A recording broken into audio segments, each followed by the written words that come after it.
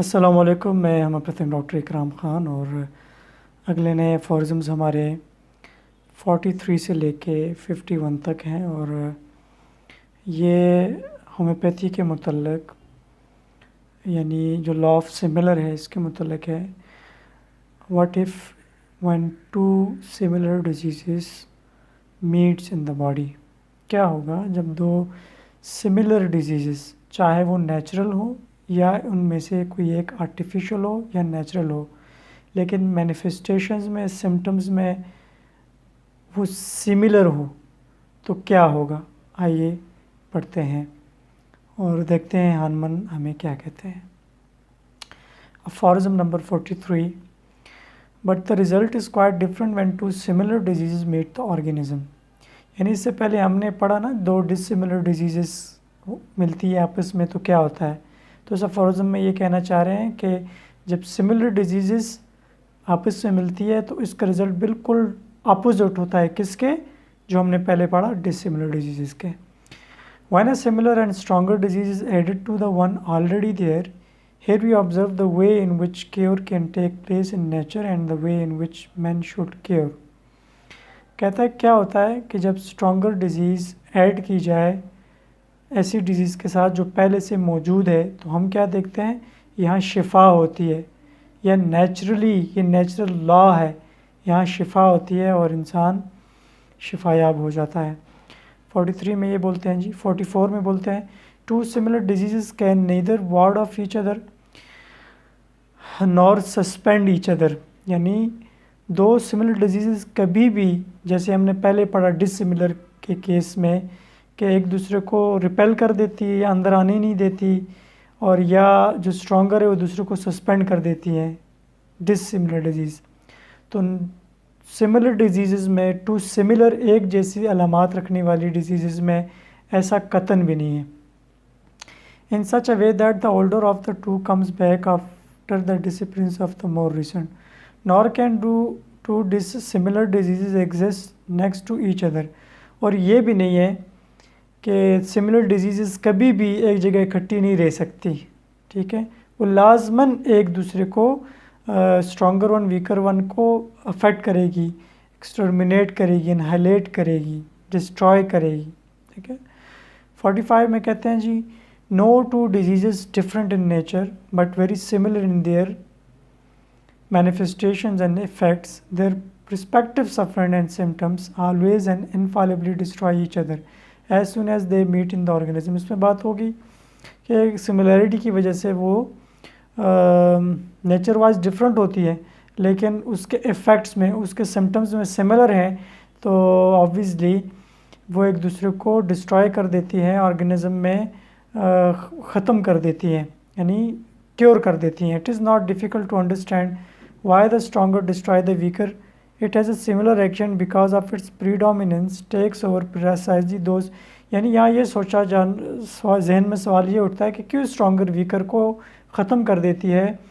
तो इस पे पहले भी हमारी बात हो चुकी है, ग़ालिबन अफॉरिज्म 24 से लेके 29 तक, कि जब स्ट्रॉन्गर डिजीज़ आप बॉडी में एंटर करते हैं तो जो नेचुरल डिजीज़ है वो एक्सटर्मिनेट ऐसे ही होती है कि स्ट्रॉन्गर जो है उसकी जगह ले लेती है, और वाइटल प्रिंसिपल या वाइटल फोर्स जो नेचुरल वीकर डिजीज़ है उसको छोड़ के आर्टिफिशियल को पकड़ लेती है, तो इस और उसको रिलीज़ कर देती है ऑलरेडी नेचुरल वीकर डिजीज़ को। लेकिन जो हमने एंटर की होती है वो वोलेटाइल होती है, वो टेम्परेरी होती है, वो फॉर अ वाइल होती है। तो और आप कह लें कि ये ऐसे ही इफ़ेक्ट होता है जैसे आपने एक बल्ब ऑन किया और तेज़ बल्ब ऑन किया तो उसने कम लाइट वाले बल्ब के इफ़ेक्ट को ख़त्म कर दिया, ठीक है, और फॉर अ वाइल आपने ऐसे किया। तो ऐसे ही होता है, स्ट्रॉन्गर वन वीकर वन के इफ़ेक्ट को ख़त्म कर देती है, और जो नेचुरल डिजीज़ है वो नो लॉन्गर आपकी बॉडी में नहीं रहती, वो डिसअपेयर हो जाती है हमेशा के लिए, और जो आपने एंटर की है वो ख़ुद भी ख़त्म हो जाती है और वाइटल फोर्स को भी एक्टिवेट या मोटिवेट कर चुकी होती है, और वाइटल फोर्स भी इसके इफ़ेक्ट को ख़त्म कर देता है, बचा कुचा जो इफ़ेक्ट होता है। In other words, as soon as the new disease agent similar to the first but stronger takes over the patient's sensation, the vital principle, because of its unity, can no longer feel the weaker similar one. It is extinguished. It exists no more, since it is never something material but only a dynamic. याद रखें, जो हम जो disease enter करते हैं और जो already natural disease है, या मैटेरियलिज्म का कोई अमल दखल नहीं है।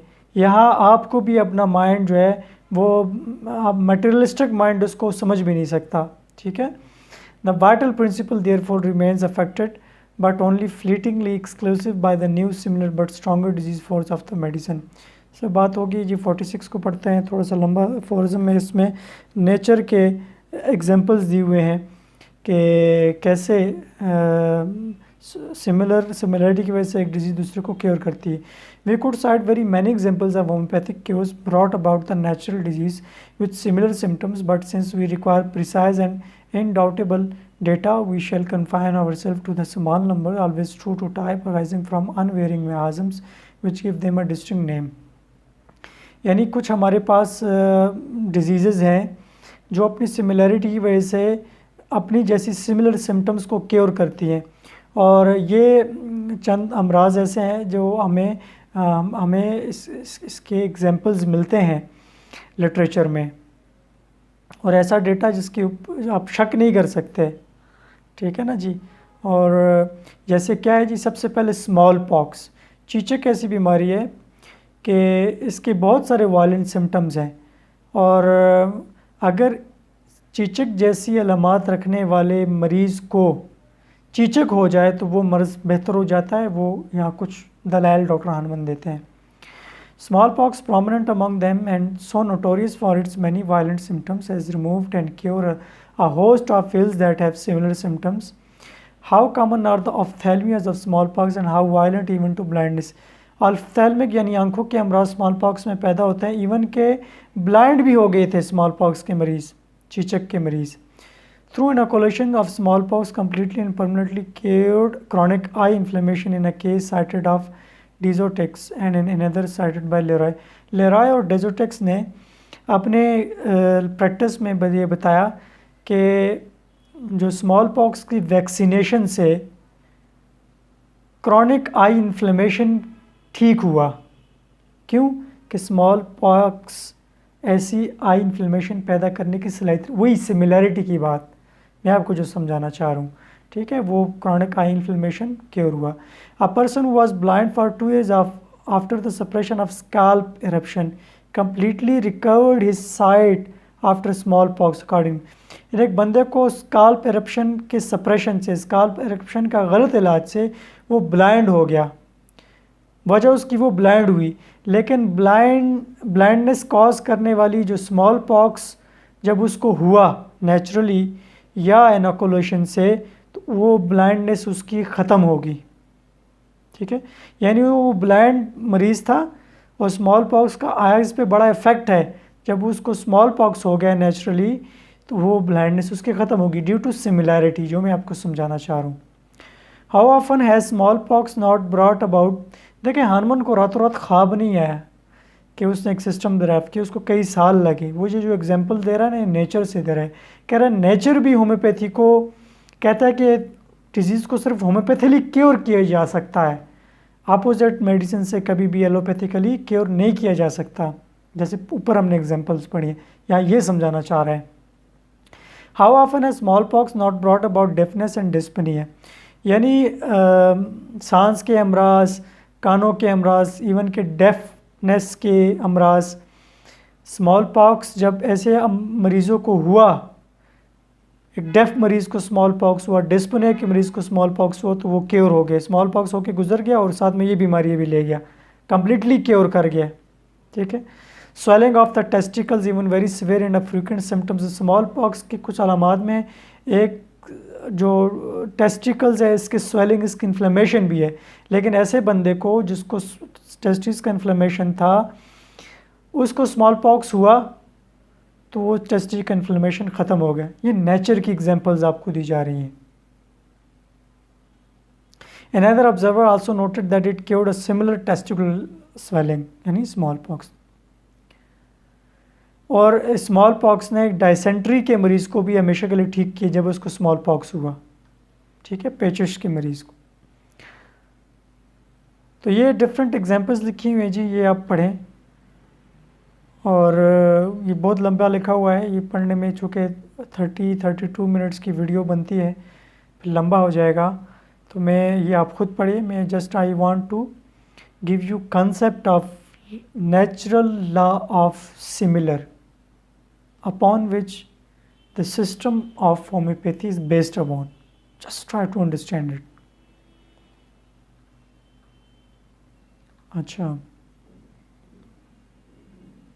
एक और एग्जांपल है जी, this is much similarity between the fevers and cough of measles and those of whooping cough. यानी खसरा के अंदर जो खांसी होती है और खन्नाक हुपिंग कफ, इसके कफ के अंदर काफ़ी सिमिलरिटी है। In an epidemic where there is two disease react simultaneously, यहाँ ऐसा इलाका जहाँ ये दोनों अमराज वबा की शक्ल में फूट पड़े, तो बॉस्क्विलिन नोटिस दैट, बॉस्क्विलिन एक डॉक्टर है मेडिकल, उसने नोट किया that many children who had just had measles remain free from whooping cough. तो ऐसे बच्चे जिनको मीजल्स था उनको वूपिंग कफ नहीं हुआ, क्यों कि मीजल्स से वो इम्यून रहे, ठीक है।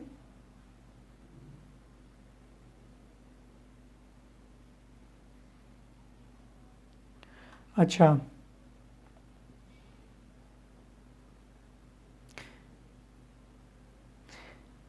जहाँ ऐसे मरीज़ को खसरा हुआ जिसकी स्किन की अलामत खसरे से मिलती जुलती थी, तो खसरे ने उसके स्किन की बीमारी को क्योर कर दिया। ये भी एक एग्जांपल लिखी हुई है, ठीक है जी।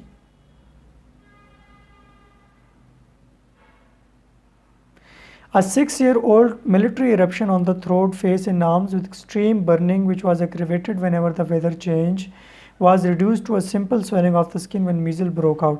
एक 6 साल बच्चे को स्किन का मसला था गले पे, चेहरे पे, बाजुओं पे, जब उसको, और ऐसा स्किन का मसला जैसे मीज़ल्स को, जब उसको मीज़ल हुआ, खसरा हुआ, तो उसका वो स्वेलिंग, वो स्किन के मसाइल कम हो गए, बल्कि क्योर हो गए और हमेशा के लिए उसको वो मसला दोबारा नहीं हुआ। तो ये जी कुछ बातें लिखी हुई थी लॉ ऑफ सिमिलर को जस्टिफाई करने की कि नेचर में इसके एग्जांपल्स मौजूद हैं, ठीक है। It would be impossible to find clear more convincing example than those to teach a physician the best way of choosing artificial disease agent medicine to cure surely rapidly permanent according to natural law. कहता है कि ये नामुमकिन नहीं है कि ऐसे examples से फिजिशियंस को ये सिखाया जाए कि आर्टिफिशियल डिजीज़ एजेंट से, similar artificial disease producing agent से आप परमानेंटली डिजीज़ को क्योर कर सकते हैं। बेशुमार, मतलब एक तो चलो ये नेचर की एग्जांपल है ना जी, एक मेरे अपने क्लिनिक में, बहुत सारे होम्योपैथ्स के अपने क्लिनिक में ये एग्जांपल्स आपको मिलेंगे कि जो सिम्टम्स हैं मरीज़ के, वैसे ही डिज़ीज़ कॉज करने वाली मेडिसिन हमने दी है जो टेम्पररी वॉलेटाइल थी और उसने उसको परमानेंटली क्योर कर दिया। For number 48, all the examples we have mentioned show us that either nature nor the physician arts can destroy and cure an element or a disease with a dissimilar disease. कहते हैं हमने जितने भी examples ऊपर दिए, ना ही उसमें यह कहा गया, ना ही नेचर और ना ही कोई फिजिशियन कभी भी डिसिमिलर डिजीज एजेंट से किसी बीमारी को क्योर नहीं कर सकता। ना ही नेचुरल डिसिमिलर डिजीज़ किसी डिजीज़ को क्योर कर सकती है और ना ही आर्टिफिशियल डिसिमिलर डिजीज़ किसी डिजीज़ को क्योर कर सकती है। But only with one can produce similar, लेकिन सिर्फ और सिर्फ similar symptom producing agents slightly stronger according to eternal and recoverable laws of nature are there to not recognised. तो सिमिलर सिम्टम रखने वाली अद्वियात ही उसको बेहतर कर सकते हैं। For number 49, we would find far more such authentic natural homeopathic cures if on the one hand observers has been more attentive to them and if on the other hand nature were not so poor in remedial homeopathic disease। कहते हैं हम बेशुमार authentic natural cures की examples दे सकते हैं। एक तरफ अगर डॉक्टर्स की अटेंशन इस तरफ हो कि नेचुरल लॉ ऑफ सिमिलर को समझे और इसको ढूंढे तो बहुत सारे एग्जांपल्स देख सकते हैं। तो और दूसरी तरफ पे नेचर के अंदर भी बेशबहा अगर ऐसी होम्योपैथिक डिजीज़ हो, जैसे मैंने आपको एग्जांपल्स दी है स्केबीज़ की, मीज़ल्स की, स्मॉल पॉक्स की, लेकिन ये बहुत कम सिम्टम्स को क्योर कर सकती है। ये एक अल्लाह ने हमें सिर्फ बताने के लिए, एक मेथड समझाने के लिए डिजीज़ पैदा की है, ठीक है ना जी, लॉ ऑफ सिमिलर समझाने के लिए। ये आखिरी बात मैंने की है। अफॉरिज्म नंबर 50 में क्या कहता है जी, second last aphorism, an instrument of homeopathic cure we see that powerful nature itself has hardly more than the few fixed miasmatic diseases, scabies, measles and smallpox, but some of these disease agents are more mortally dangerous and more to be feared as remedies than the disease। कहते हैं कि यानी homeopathic cure जो हम nature में देखते हैं, ये चलो ठीक है, कुछ डिजीज़ तो हमने ऊपर एग्जांपल्स दिए हैं, इसने डिजीज़ को क्योर किया है सिमिलरिटी की बेस पे, लेकिन डिजीज़ से ज़्यादा रेमेडी के तौर पे अगर इनको इस्तेमाल किया जाए तो ये ज़्यादा डेंजरस हैं, ठीक है। वजह अगर नेचुरली इनको रेमेडी के तौर पे इस्तेमाल किया जाए तो ये ज़्यादा डेंजरस है। And some after curing similar disease have in turn to be cured, both these circumstances make their use as homeopathic remedies difficult, uncertain and dangerous। Why? Besides how few disease condition there are among men which find their similar homeopathic, यानी ये जो disease है small pox, measles, ये बहुत ही कम disease को की similar अलामात रखती हैं। तो और दुनिया के अंदर बेशुमार डिजीज़ हैं, तो कोई इंतज़ार तो नहीं करेगा ना कि मुझे स्केबीज़ हो जाए, मीज़ल हो जाए, मैं ठीक हो जाऊँगा। तो हम नेचर पे डिपेंडेंट नहीं है, हाँ नहीं रह सकते हैं। That is why nature can cure only very few disease through such homoeopathic means. Such process are all the more fraught with danger and serious drawbacks because unlike medicines their dosages can not be reduce to fit the. और nature जो naturally किसी को measles होता है ना, और उसके already measle like symptoms होती है, तो वो क्योर तो हो जाता है, लेकिन एक ड्रॉबैक ये है कि उसकी डोज को हम रिड्यूस या कम या ज़्यादा नहीं कर सकते हैं। नेचुरल जो है वो नेचुरल वे में ही होगा। Quite the contrary, in order to be cured of an old disease the patient is afflicted with all the troublesome and dangerous suffering of the whole new similar disease of small. और जब उसको new disease होगी तो वो अपने एक चंद symptoms को cure करने के लिए अगर न्यू डिजीज़ होगी तो उसके न्यू डिजीज़ के सारे स्टेप्स झेलने पड़ेंगे, ठीक है, ये एक ड्रॉबैक है। Nevertheless we can point to beautiful homeopathic cure from the fortunate encounter of similar disease, so many eloquent proofs of the one great natural law of healing which rules in them, cure by means of symptom similarity। यानी यहाँ हम सिर्फ और सिर्फ nature का हम पे सबसे बड़ा एहसान जो है कि हमें चंद एग्जांपल्स इसने दे दिए कि भाई आप चलो मैं एक नेचुरल डिजीज़ हूँ जो कि अपनी जैसी सिमिलर डिजीज़ को क्योर कर सकती हूँ, तो आप क्यों ना ऐसे आर्टिफिशियल चीज़ें पैदा करें, सामने लेके आएँ, तो उससे आप सिमिलर सिम्टम्स वाली नेचुरल डिजीज़ को क्योर करें। ये नेचर का हम पे बहुत बड़ा एहसान है। अफॉरिज्म नंबर 51 में जी,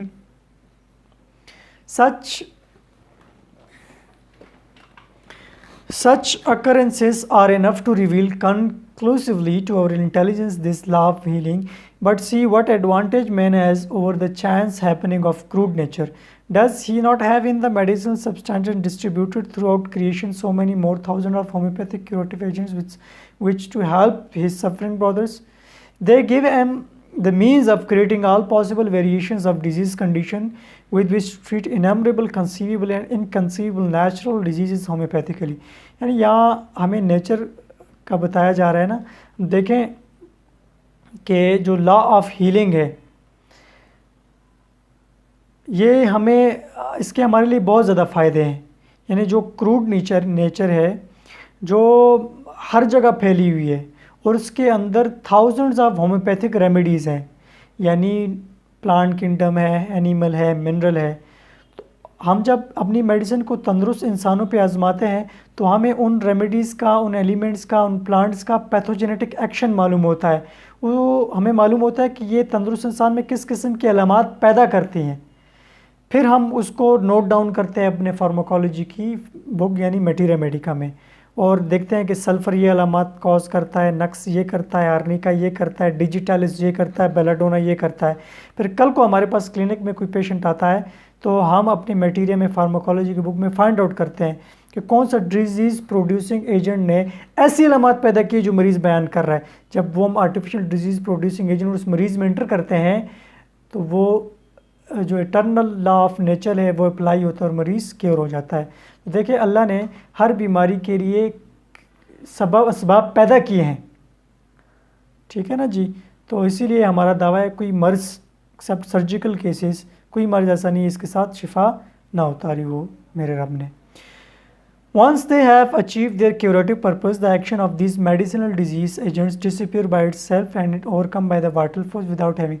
जब हम एक आर्टिफिशियल डिजीज़ एंटर करते हैं बॉडी में और जब वो अपना गोल अचीव कर लें तो ये खुद ब खुद ख़त्म हो जाती हैं और वाइटल फोर्स बची कुछ डिजीज़ को एक्सपेल्ड आउट कर देती हैं, ठीक है। और बंदा परमानेंटली क्योर हो जाता है। ये भी नहीं है कि भाई आपने सारी उम्र मेडिसिन खानी, not at all. The physician can dilute, सब डिवाइड एंड पोटेंटाइज। देखें नेचुरल डिजीज़ को तो हम छेड़ नहीं सकते हैं, वो अगर अपनी जैसी नेचुरल डिजीज़ को केयर करता है, लेकिन आर्टिफिशियल डिजीज़ हमारे हाथ में है।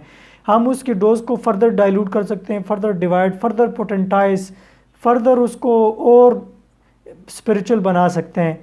और इतना उसको हम कर सकते हैं कि जो नेचुरल डिजीज़ से स्लाइटली स्ट्रॉन्गर हो बस, ताकि वो लॉ बेहतरीन तरीके से अप्लाई हो बग़ैर किसी नुकसान के। Thus in this incomparable therapy there is no need to attack the organism with violence in order to destroy an inverted ailment the suffering। तो कहते हैं कि इतनी बेहतरीन थेरेपी के होने के बावजूद कोई ज़रूरत नहीं है कि हम इंसानी जिस्म पे वायलेंटली अटैक करें डिसिमिलर डिजीज़ से, मुख्तलिफ मिक्सचर से, मुख्तलिफ केमिकल कम्बिनेशन से, और उसको टॉर्चर करें। तो बजाय इसके हम बेहतरीन एक जेंटल वे में अपने मरीज़ को क्यों ना permanent, gently, imperceptibly and often quite rapidly हम अपने मरीज़ को क्यों ना ठीक करें।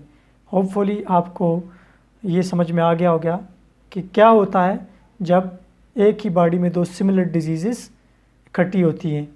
तो जवाब है कि परमानेंट क्योर इस्टेब्लिश होता है। Thank you so much.